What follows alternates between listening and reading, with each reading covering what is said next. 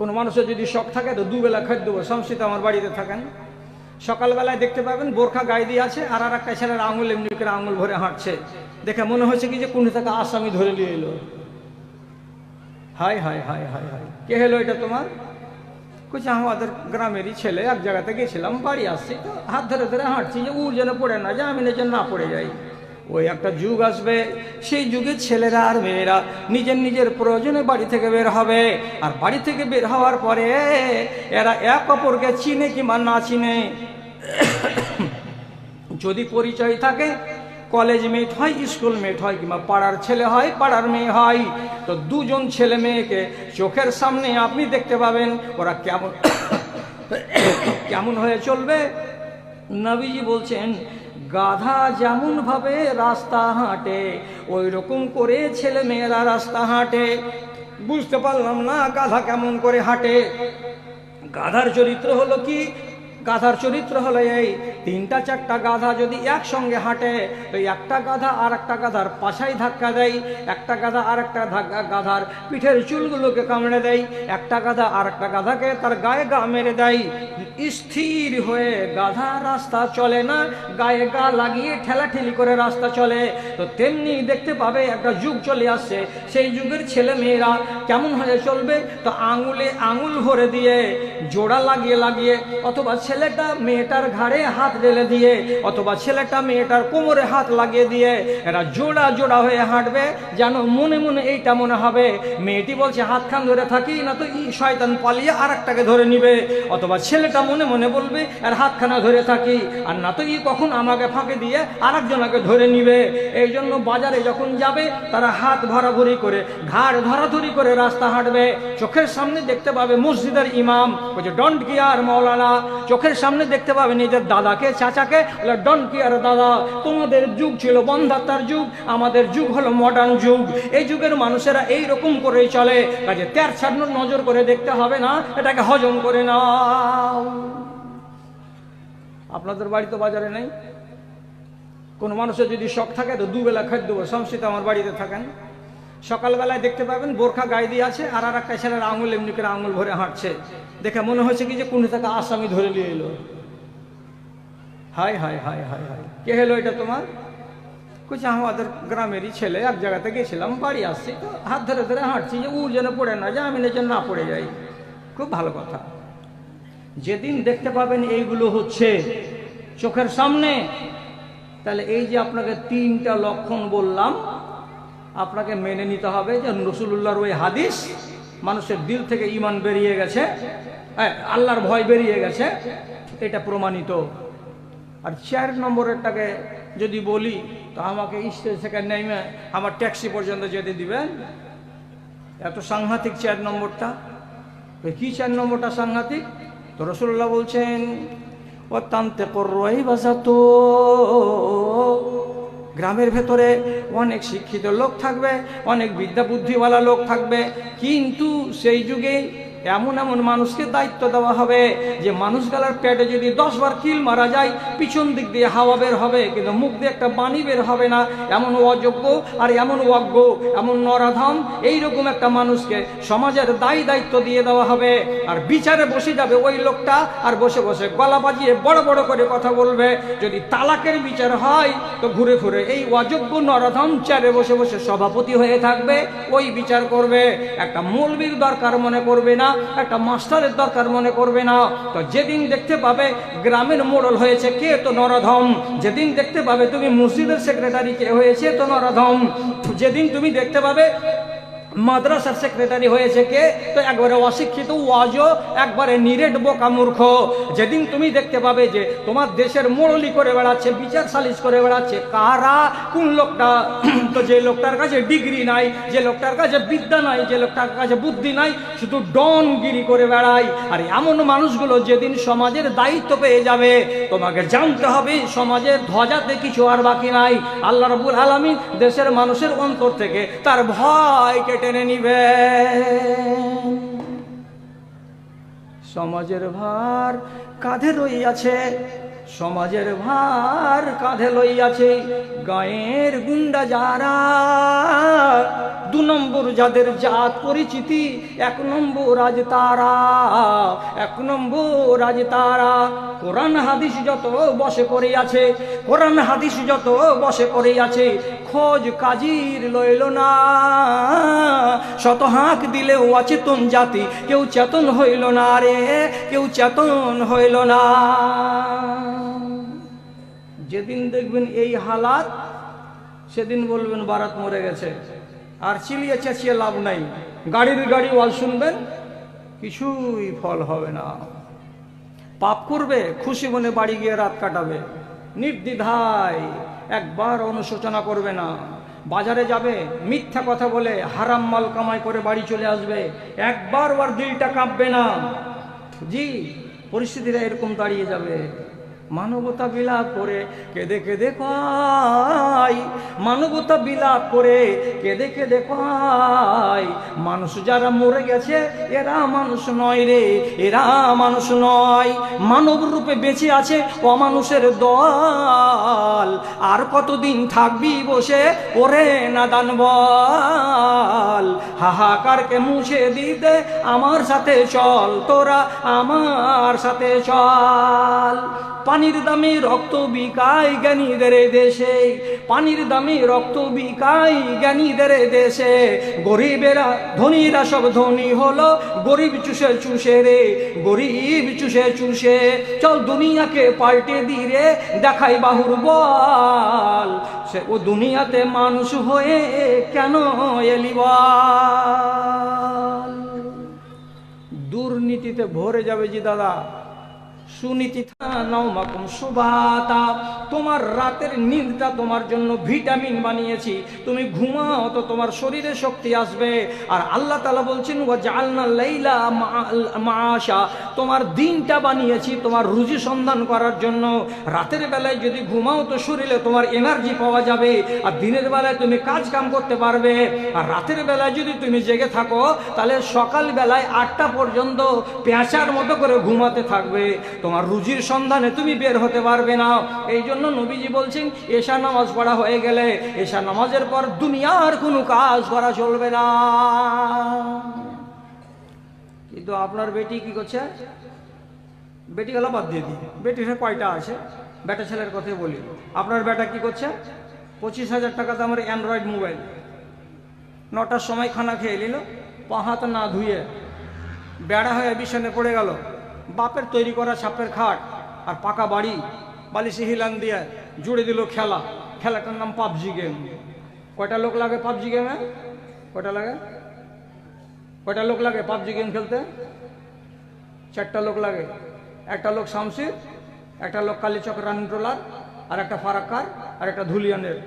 4 বাপ বাটা মিলে গুলি মারামারি শুরু করলো।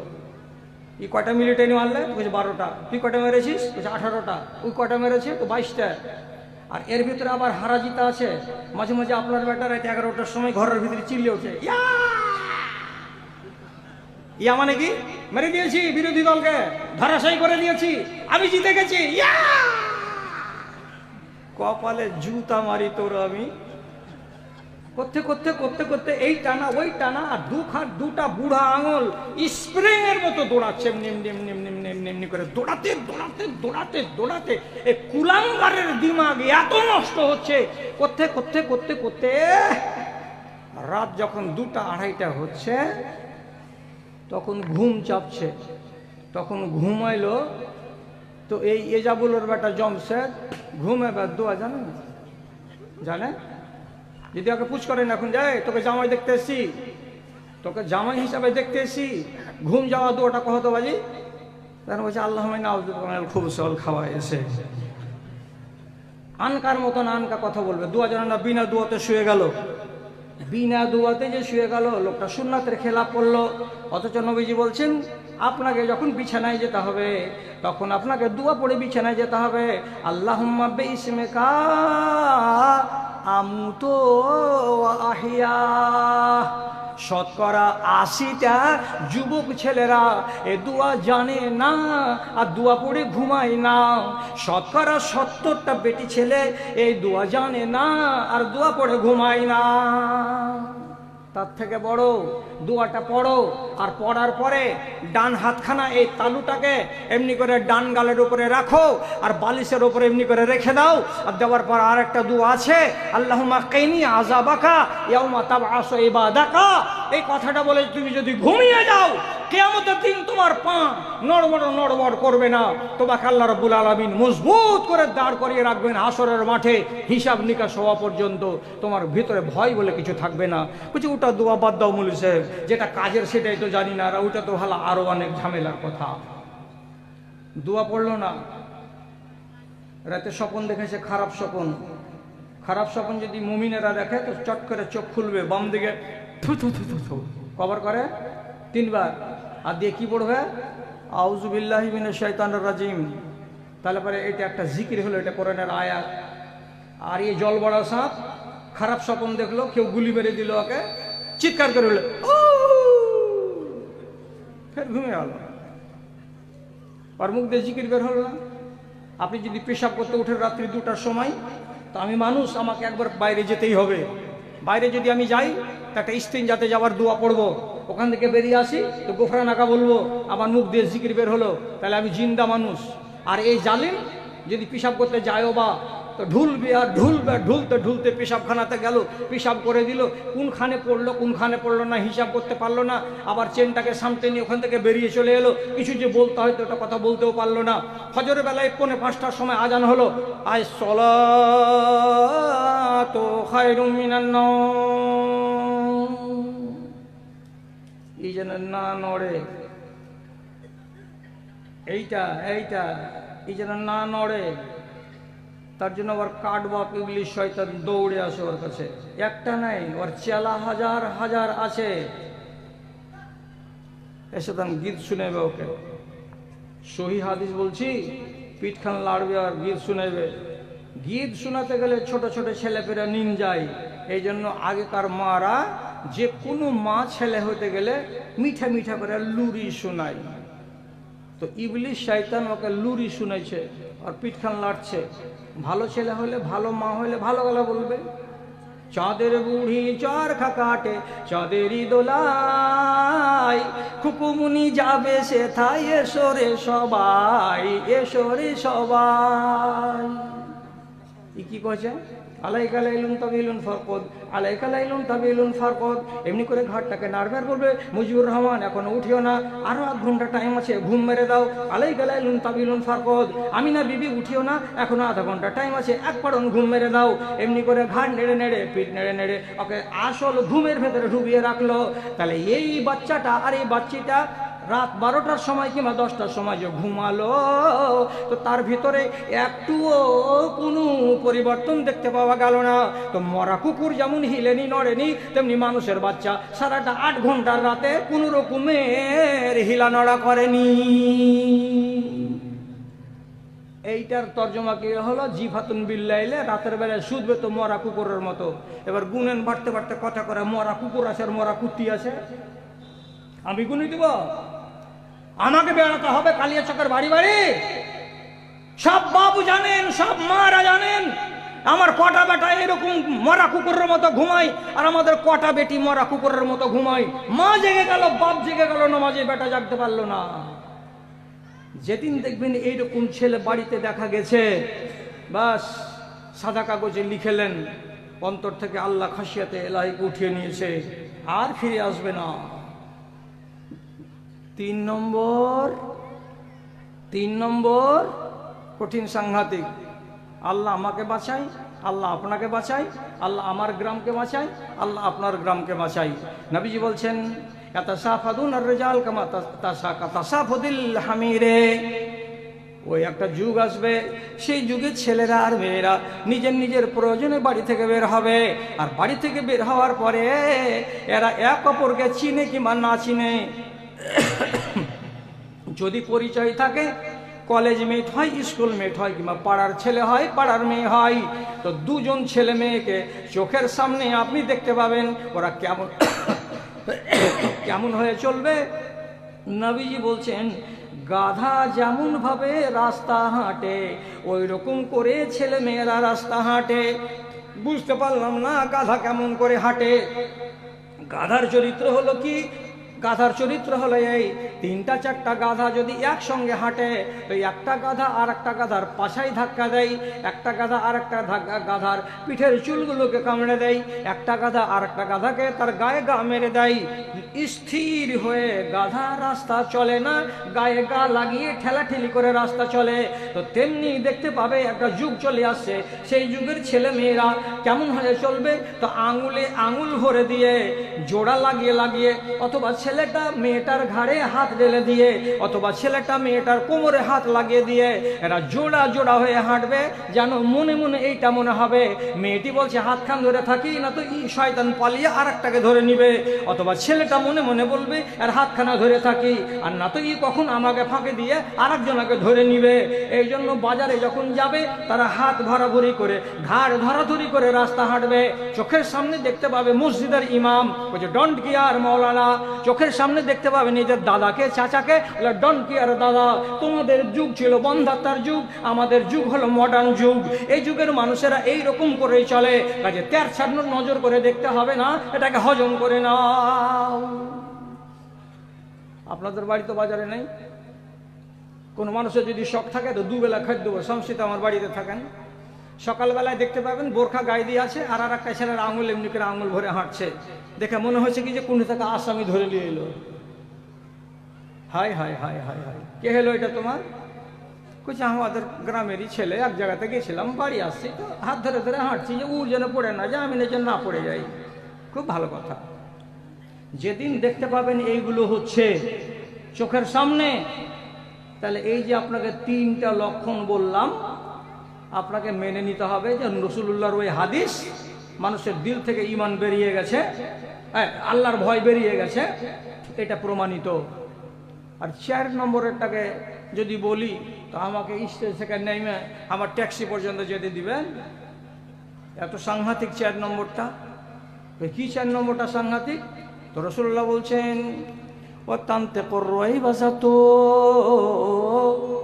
গ্রামের ভেতরে অনেক শিক্ষিত লোক থাকবে, অনেক বিদ্যা বুদ্ধিওয়ালা লোক থাকবে, কিন্তু সেই যুগে এমন এমন মানুষকে দায়িত্ব দেওয়া হবে যে মানুষগুলোর পেটে যদি 10 বার কিল মারা যায় পিছন দিক দিয়ে হাওয়া বের হবে, কিন্তু মুখ দিয়ে একটা বাণী বের হবে না।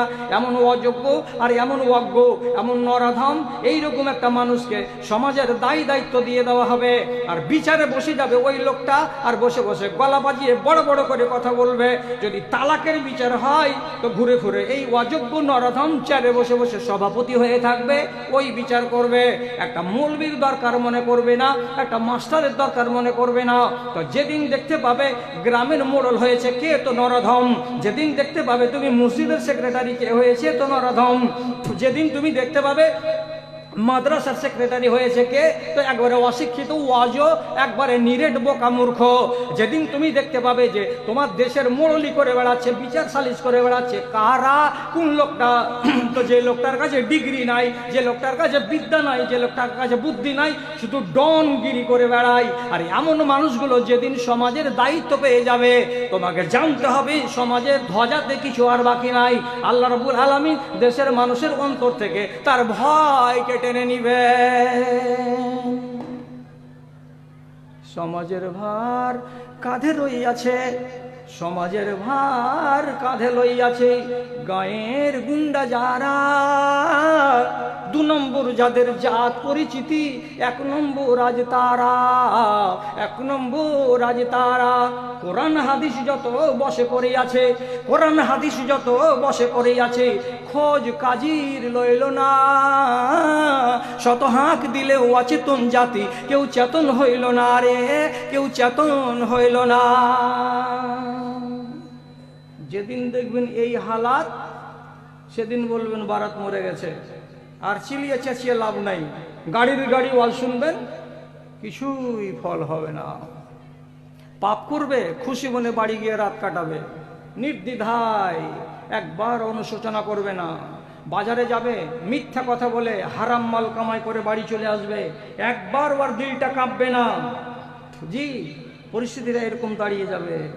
মানবতা বিলাপ করে কেঁদে কেঁদে কয়, মানবতা বিলাপ করে কেঁদে কেঁদে কয়, মানুষ যারা মরে গেছে এরা মানুষ নয় রে, এরা মানুষ নয়।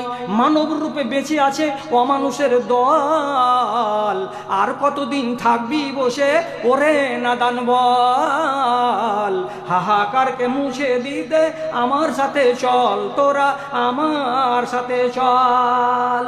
পানির দামে রক্ত বিকায় জ্ঞানীদের দেশে, পানির দামে রক্ত বিকায় জ্ঞানীদের দেশে।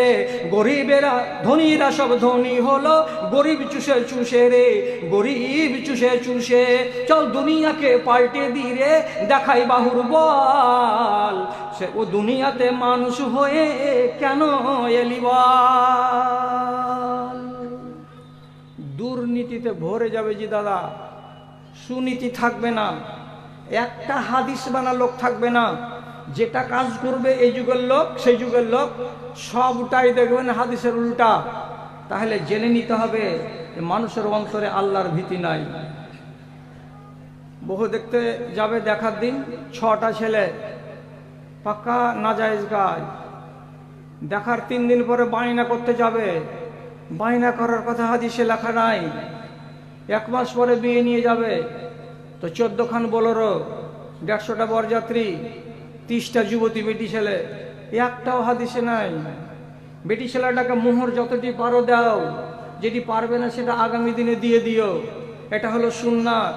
কিন্তু বেটা ছেলে বলছে আগে আমার মোহরটা দাও 2,80,000, তাহলে তোমার বেটিকে বিয়ে করবো না তো করবো না, এটা পাক্কা হারাম।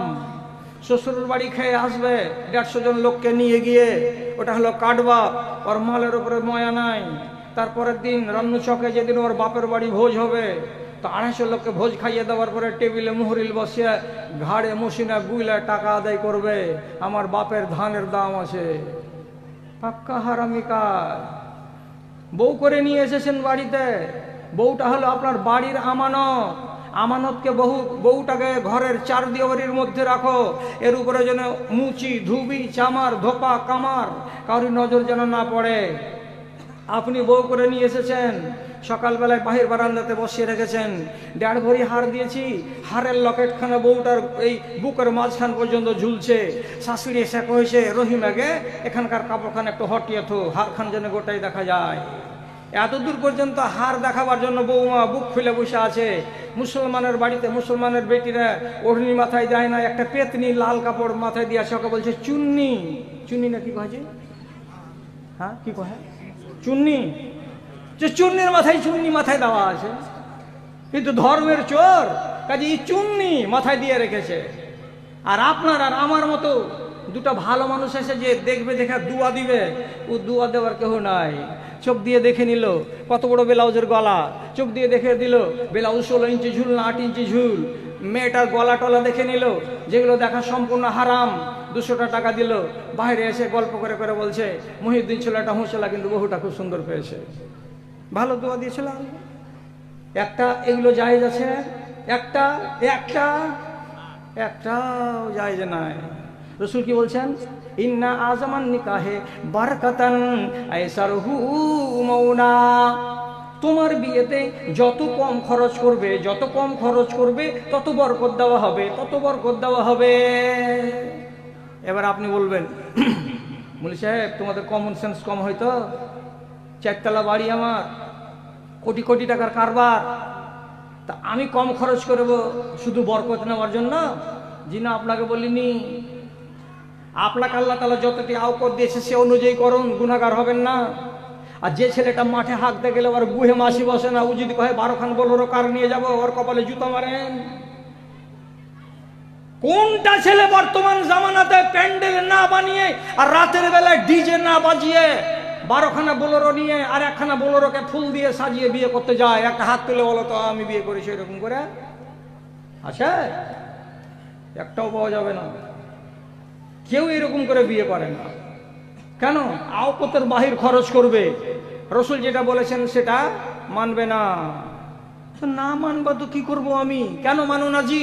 না মানার কারণ হলো যে ভিতরে আল্লাহর দেওয়া ওই ভয়টা নেই, হাদিস মানার মানসিকতা নেই, কোরআন মানার মানসিকতা নেই। আমরা এমন যুগে এখন পা দিয়েছি। সহি কথা বলছি, মানো তো মানো, না তো পা দিয়া সানা। হযরত আলী বিয়ে করেছিলেন মসজিদের ভিতরে, লোক ছিল মোট 4টা। রসুল ছিলেন, আলী ছিল, হযরত আবু বকর সিদ্দিক ছিলেন, হযরত উমর ফারুক ছিলেন, আর রাসূলুল্লাহর গোলাম। 5টা মানুষের ভেতরে একটা মেয়ের বাবা আর একটা জামাই। বাঁচলো কয়টা? তো 3টা লোকের মৌজুদগিতে বিয়ে হলো কার? তো ফাতেমার। ফাতেমা কেমন দরের মেয়ে ছিল? তো রাসূলুল্লাহ বলেছেন জান্নাতি মহিলাদের ভেতরে আমার বেটি ফাতেমা হলো সমগ্র জান্নাতি মেয়েদের নেত্রী বা সরদারনি। তো জান্নাতি মেয়েদের যেই মহিলা নেত্রী, সেই মহিলার বিয়েতে বরযাত্রী কয়টা? 3টা। আর আপনার বেটা দিল্লিতে পাইলিং এর কাজ করে, তার বরযাত্রী কয়টা? তো 100টা। আল্লাহর কসম, বরযাত্রী হাদিসে নাই, হাদিসে নাই। যতদিন পর্যন্ত এটা বন্ধ না হবে ততদিন পর্যন্ত আপনি হাদিসকে বুড়ো আঙুল দেখাতেই থাকলেন, আপনার সংসারে বরকত হবে না, আপনার দিন বৃদ্ধি পাবে না। রাবিয়া বাসারি এমন একজন লোক, সে বলছে রসুল বলছেন বিয়ে করবে না? করব। আমি গরিব মানুষকে বেটি দিবে। আবার আরেকদিন তখন রসুল বলছেন বিয়ে করবা রাবিয়া? যে করব। কোথায় বিয়ে হবে? আমি তো গরিব মানুষ। রাসূলুল্লাহ বলছেন আমি যেভাবে বলছি সেভাবে কাজ করো।